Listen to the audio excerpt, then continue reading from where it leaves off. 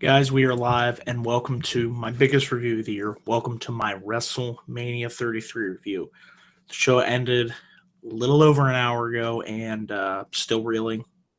I had to have time to gather myself because you guys all know what went down in the main event and there's a lot to talk about coming out of this show. So, a very late night review for the 33rd edition of WrestleMania, which of course emanated live from Camping World Stadium in Orlando, Florida. The stage was incredible. The crowd, it, to me, the spectacle, everything about the presentation, the look. Um, it was truly a sight to behold. WWE did a great job when it came to their production values, as they always do. In the stage, I have to say, for me, it ranks up there as one of my favorite WrestleMania stages. Of course, I went to WrestleMania 29, as you all know, and that stage was very well done as well. But to me, with the roller coaster design and just wow, the Universal type logo, it was incredible. I thought overall, despite the length, and I feel that that is something that an issue that hopefully gets addressed because this show it was too long. But unlike last year, I enjoyed the show a hell of a lot more. To me, this felt like a WrestleMania compared to last year. Last year was just okay, but this year it had its highs and it had its lows, and we'll touch base on all of that. So if you guys are watching now, be sure to comment in the live chat. Live chat's open. I always enjoy getting your feedback, especially after the biggest show of the year, because there is certainly a lot to talk about coming out of WrestleMania 33. So we're going to waste no time. We'll quickly touch on the pre-show. Now, keep in mind, I only watched some of the pre-show. I didn't catch all of it. But I did catch parts of the Cruiserweight Championship match, Neville versus Austin Aries. I thought this was a nice, solid match. These two obviously have really good chemistry with one another. And I predicted going into this that Neville would retain his Cruiserweight Championship, and that's exactly what we saw here. We saw Neville get the victory. Like I said, nice match. They gave these guys enough time. Thankfully, you knew if you gave Neville and Austin Aries time, they would be able to have a really, really good match. Neville got the win, of course, when he hit the red arrow. I don't think this is the end of this program. I would like to see these two continue to feud. They could have a great series of matches down the line, whether that is on the payback shows or coming up. I think it'll be great for the Cruiserweight division. It is the right feud to go moving forward, and I only see positives in this for this feud between Neville and Austin Aries. So, yeah, it was a good pre-show match. I would have liked to have seen this match on the main card, but trust me, we had enough on the main card. Actually, I thought we had a little bit, like I said, the show was too long, so put these guys on the pre-show. I believe the match, I got to get the match times up here. If you give me a second to pull this up. But Neville and Austin Aries got 15 minutes, so that's great. That's great for the Cruiserweights. Real quickly, we'll talk about the 33-man Battle Royale for the Andre the Giant Memorial Trophy. Mojo Rawley won. Rob Gronkowski, I think that's his name. I'm not a big NFL fan. Came in, helped Mojo get the win. I didn't like this match. I didn't care about this match. When they eliminated Big Show and Braun and Sammy and Luke Harper, I like Mojo, but I just felt like the way that he won was kind of eh. And then I don't have any hope that WWE is going to follow up on this with Mojo. He might get a push for a couple of weeks, but then I just see him going right back down. And I don't know. How did you guys feel about the Battle Royale? Because it's a match that I really wasn't looking forward to going into this card, and therefore I'm not too upset about it. It's on the pre-show, and it was what it was. So, yeah, that happened. And what also happened on the pre-show and what surprised me was Dean Ambrose versus Baron Corbin. Now, as you guys know, I'm a big fan of the Pittsburgh Penguins, so I was watching the hockey game. When I came back in and when I flipped back over after intermission or during intermission, I apparently found out that this match was moved to the pre-show. So obviously, when the women's match, the SmackDown women's match, was moved to the main show, we had a feeling that something would get bumped into the pre-show, and it was Ambrose and Corbin. Disappointed to see that. So I didn't catch much, if at any, of this match at all. If you guys know how it was, let me know. Dean Ambrose retained. That was surprising. He hit the dirty deeds Corbin attempted to set up for the end of days, but Ambrose first out of it into the dirty deeds. I thought for sure this was where Baron Corbin was going to win the Intercontinental Championship. So silly me, I should have known better. Maybe he has to get the win eventually, but it just, to me, it was head scratching. It's like you're building Corbin up, you're doing a nice job of building him up, and then he just loses to Dean Ambrose. It's just like, okay, we'll see where they go with that. But that was the pre-show. Like I said, I'm not really going to focus too much because we have a lot to talk about when it comes to the main card itself. So, guys, we're going to go into the main card, WrestleMania 33 in all of its glory. We had a nice opening segment. America the Beautiful sung very nicely. And we had the flyover, the tremendous video package to open up WrestleMania, always something to behold. Then we have the New Day come out, and they welcomed us to WrestleMania, and they said they will pull the lever and get the show started. And the show started with a really good match. Going into this, I didn't think that Shane McMahon, well, let's not say that. When I heard Shane McMahon versus AJ Styles was going to be the match we were going to be getting, it just left me kind of underwhelmed. But when the match itself happened, I thought this was a really good match between AJ Styles and Shane McMahon. These guys, without a stipulation, keep that in mind, were able to somehow work around that, of course, with Mike Chioda getting knocked down, and that led to some crazy semantics with Shane delivering the elbow drop going through the table. That was a really nice spot. Just some moves that we haven't seen Shane hit in quite a while, if at all. And I thought these guys pulled out the stops, and AJ delivered like you knew he was going to, with several phenomenal forearm attempts. They teased that. I like the tease of AJ hitting the coast to coast, but Shane was able to counter out of that. This match had length. I mean, let's check right here. Match went 20 minutes. And this was a really good 20 minutes. And like I said, what I was worried about, what would hurt this match, is the fact that there wasn't a stipulation, that there wasn't going to be a way for Shane to do some crazy type of shit, because that's the environment that Shane excels in at his best. It's when he has the ability to do something crazy, something bold, something spectacular, and we still got that, and I like the way that they set that up, of course, with Mike Chioda getting knocked out, so that eventually led to like I said, Shane eventually attempted to hit the coast to coast, and he hit the Van Terminator, and Styles was able to kick out from that. And there was some really great near falls in that. Really good opening match to set the pace. Crowd was getting into it. The match continued to pick up, and I was worried. I was really hoping for AJ Styles to get his first win at WrestleMania, because as you all know, he lost last year to Chris Jericho. And eventually, Shane hit a shooting freaking star press, and Styles was able to capitalize. Shane missed, and then eventually he hit the phenomenal forearm. 1, 2, 3. AJ Styles wins his first match at WrestleMania. Right call there. It just makes sense. AJ's the guy you want to continue to build around, especially on the SmackDown brand, if he's going to remain on the SmackDown brand going forward, guys. So I thought this was a really good way to open up WrestleMania 33. And like I said, if you're watching live, be sure to participate in the live chat, guys. Got it open. Always enjoy and want to get your feedback for what you thought of the show as we go through these matches. So feel free to participate. We have the United States Championship match between Chris Jericho versus Kevin Owens. Really solid match here. I like the story that they told in this match. Just the animosity, the way that it got going with Owens and Jericho immediately locking up with each other and just beginning to throw punches at each other. There were several nice attempted cannonballs that Kevin Owens attempted to hit. He actually hit a cannonball on the outside of the ring. So that was a really nice spot. It was a well-worked match, as you knew it was going to be. And I love the way that this feud has been building and building and building for months. And, yeah, that opener was one of the best matches on the show. I agree. I definitely agree. But there was nice attempts as Owens locked in the walls of Jericho on Chris Jericho, so that was really nice to see. A couple pop-up power bombs attempts. Eventually, Owens was locked into the walls of Jericho by Chris Jericho. Of course, Owens was able to counter out of that, and Owens hit the apron power bomb on the ring apron, and then once he did that, he got the win. And your new United States champion is I almost said Chris Jericho. It's late, so if I do some botches, I apologize. I've been up since 6:30. But guys, this was a good match, and Owens winning the United States Championship was a great move, the right move, because Jericho's finishing up at Payback. Sadly, we're gonna miss you, Chris, but he's going on tour with Fozzy, so stay tuned for that. He's coming to Pittsburgh. I cannot fucking wait.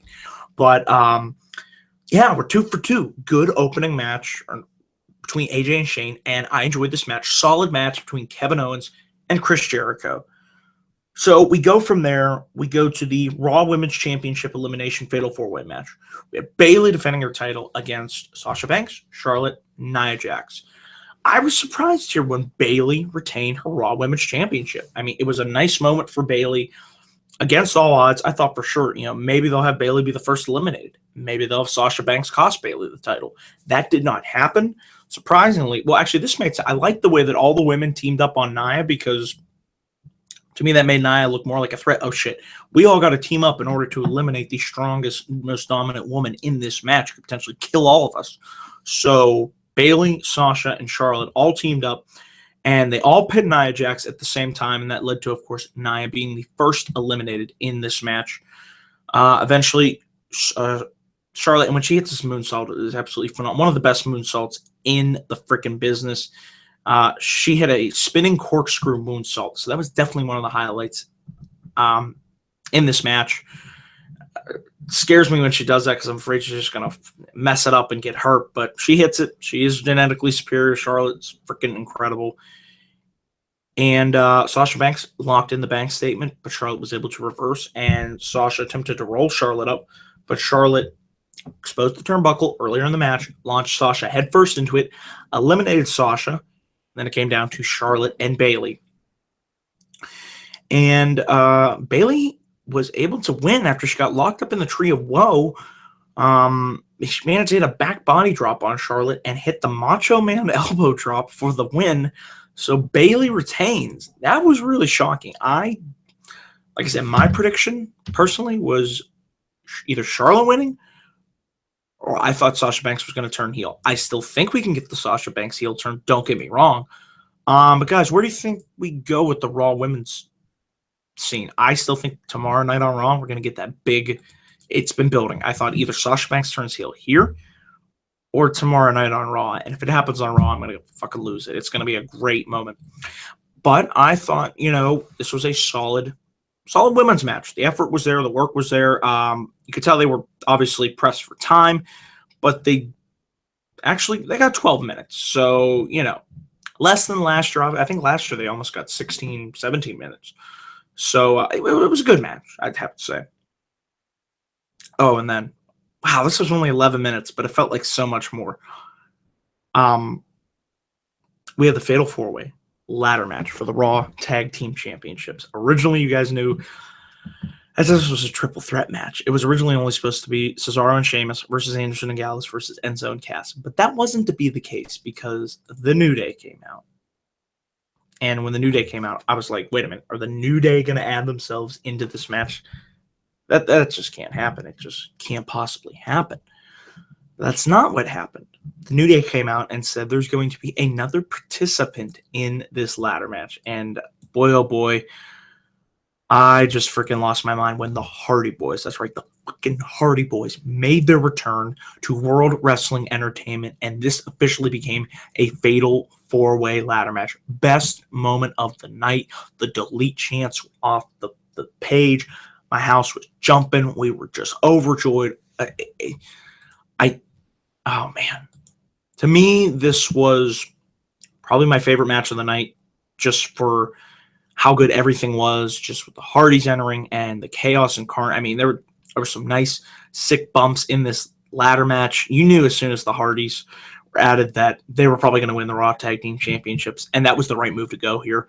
Crowd was super hot. I mean, it was just like, it was surreal. The Hardy Boys finally, after 7 years, returned to WWE, and boy, oh boy, was it worth it, guys. It was great to see them back, and really good bumps, a lot of good spots in this match, particularly when Jeff got the big ladder and laid out. He had a swanton onto Cesaro, and he really didn't take out Sheamus. Actually, it looked like it hurt Sheamus more than Cesaro. So Sheamus already had his eye fucked up, so he probably got his back fucked up as well. But really great spot there. And then eventually, Brother Nero he did the Swanton Bomb off the ladder, and Matt climbed up the ladder. A little bit of an issue, but he eventually got the tag team titles down, and Hardys are your new Raw tag team champions. I am so excited for Raw tomorrow. There are so many potentials, directions that you can go with this. So I cannot wait to see what broken brilliance awaits us tomorrow on Monday Night Raw. Absolutely outstanding. This was a true WrestleMania moment, and one moment that I will never, ever forget. So from there, we move on to a nice cool-down match, the mixed tag team match between The Miz and Maurice versus John Cena and Nikki Bella. Didn't have any problems with this match. This match served its purpose. It was a cool-down match after what we witnessed in the tag team championships.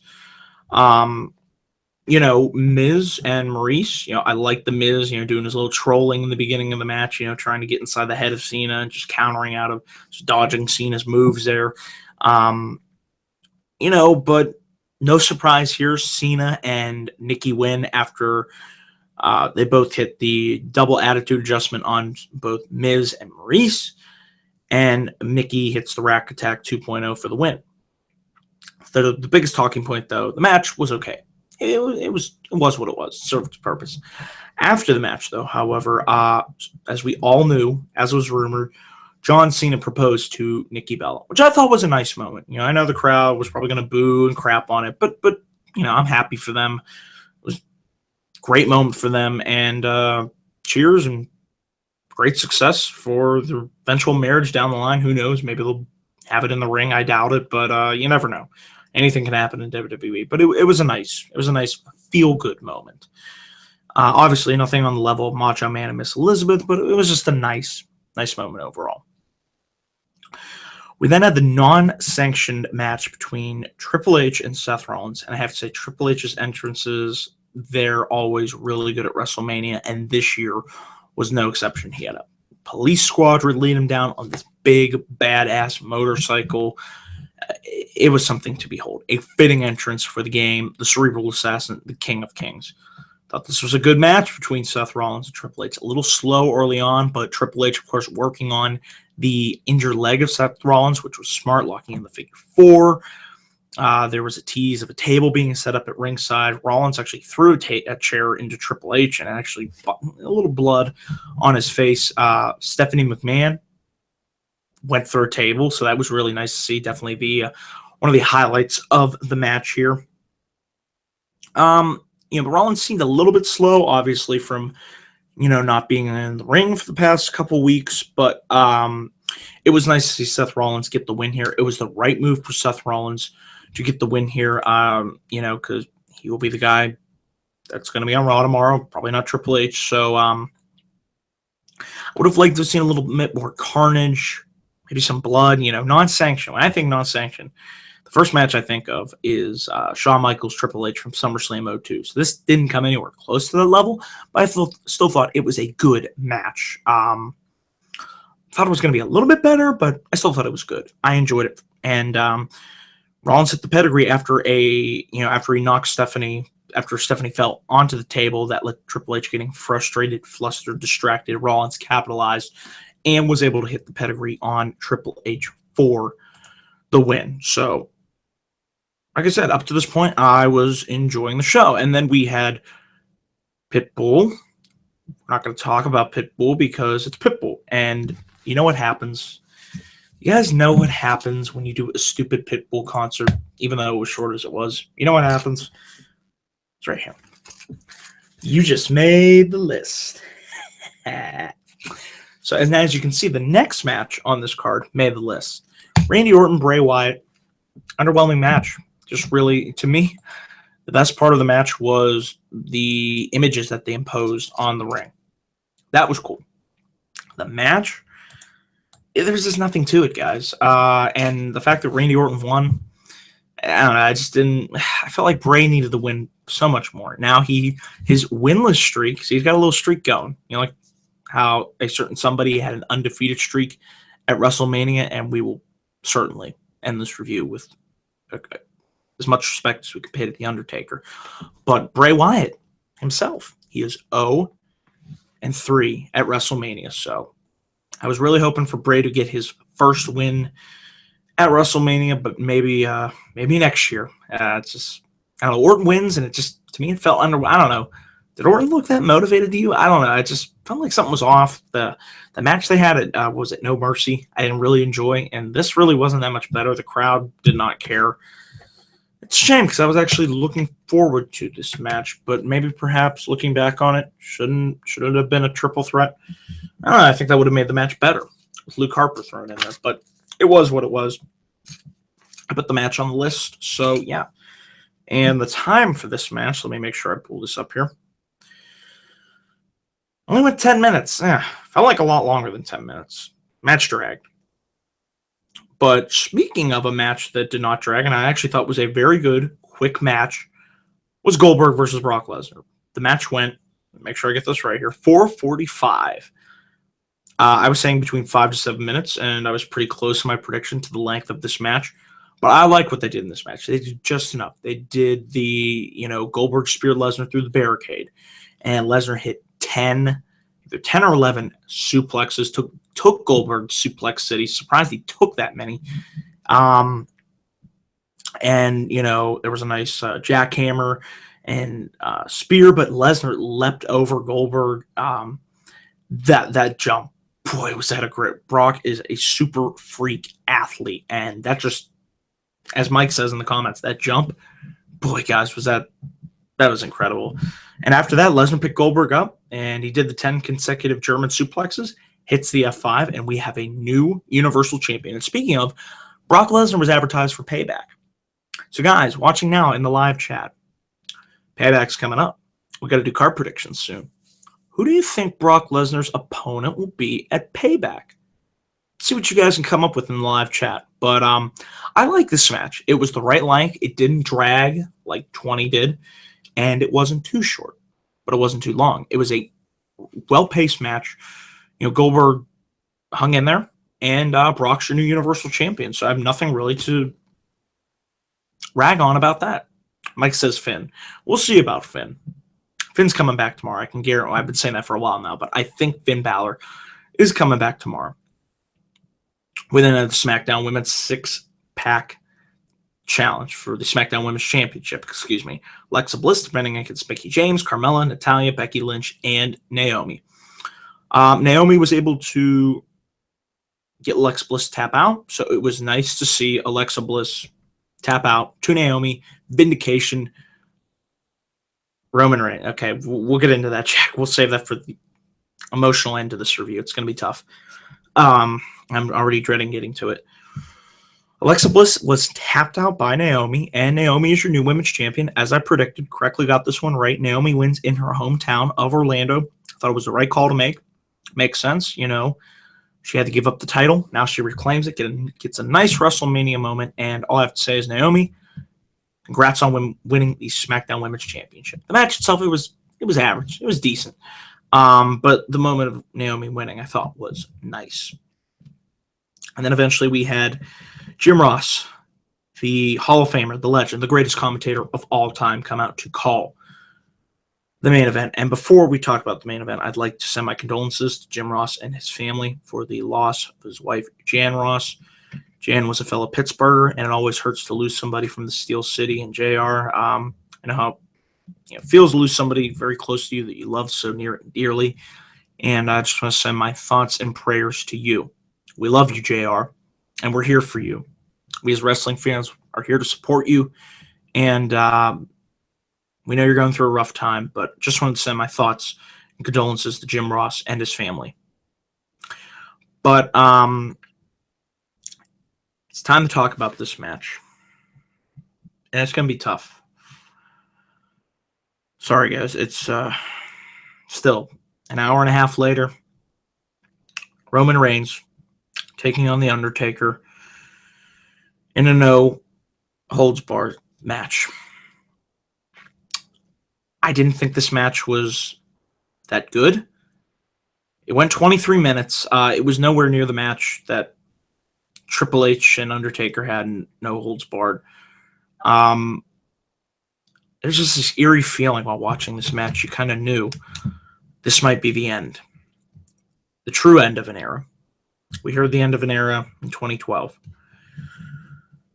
We thought the end of the era when it was 21-1.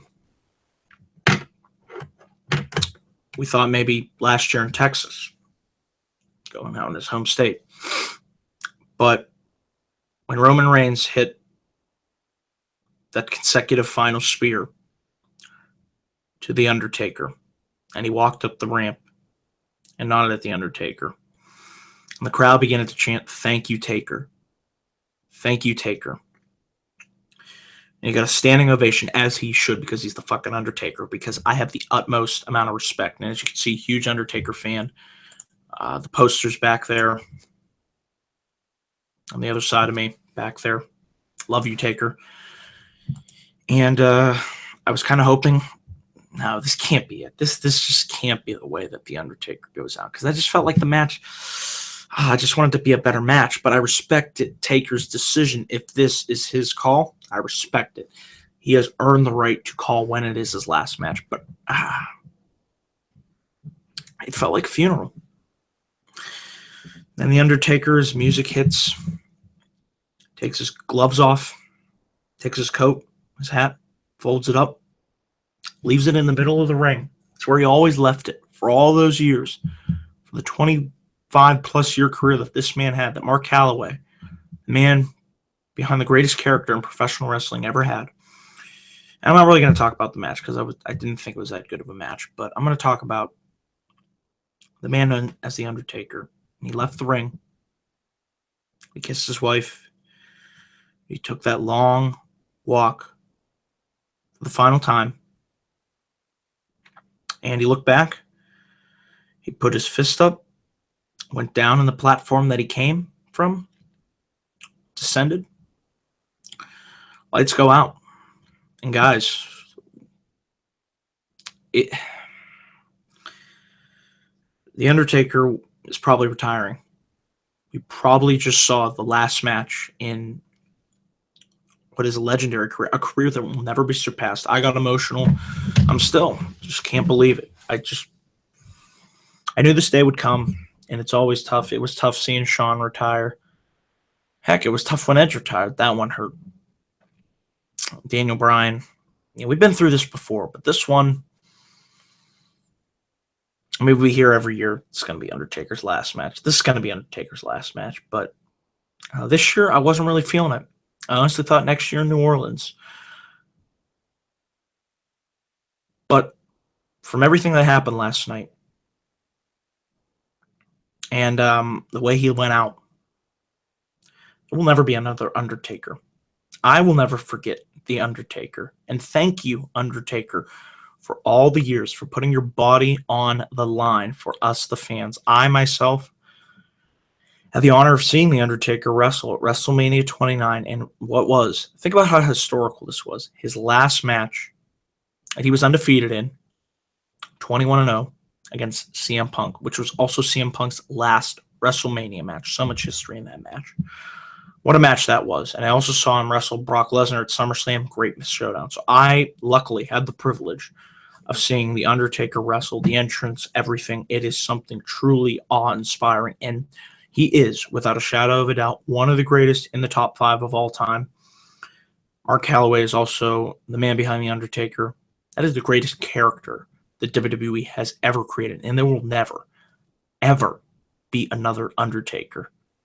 So thank you, Taker, for all the bumps and bruises, for the taped ribs, for wrestling sick, for always doing what's right for the business and for the fans. We will always respect you for that. And though you may be gone, we love you and we will miss you. So, guys, it's tough. This is tough, and it's going to be tough tomorrow on Raw. If they do the farewell, the tribute, I'm going to cry. I'm going to cry buckets of tears. But how can you not for a man like The Undertaker? And that's why I wanted to dedicate the end of this review before I get into my grades for this show. Show had highs and lows. It's even tough talking about. But as a wrestling fan, thank you, Undertaker. So, segueing from there, it's tough to do. My grade for this show. My grade for WrestleMania 33, despite being a long show, there was a lot I still enjoyed. Love AJ and Shane, really good match. Owens Jericho, solid match. The Fatal 4-Way, good match. Triple H Rollins, good match. Looking back on it here, Goldberg Lesnar, fun, quick match. That really worked. So I enjoyed that. The freaking Hardy Boys returning, Fatal 4-Way match, really good match. Cena and Nikki Bella, it was average. It was what it was. Randy Orton, Bray Wyatt, disappointing. SmackDown 6-pack Women's Challenge, 5 minutes. It was all right. Roman Reigns, Undertaker, the match itself, but the ending, oh, man. That ending. I'm going with a B. B+ for WrestleMania. A good WrestleMania. Much better than last year. And before I go off the air here, just gonna, for one final time, gonna play this song for The Undertaker. So, guys, this is it for my live WrestleMania review. I want to say thank you for all who tuned in to this review. Remember, when this video is immediately posted, please leave your comments down below, what you liked, what you didn't like. And I will, of course, respond to those comments. And once again, I would just like to say thank you. Thank you.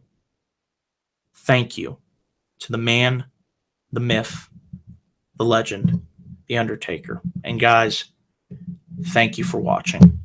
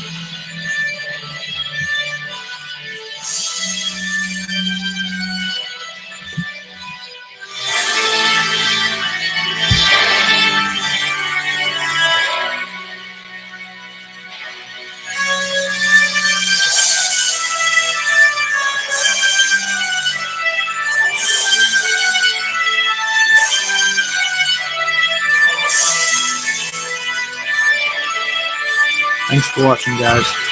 Good night.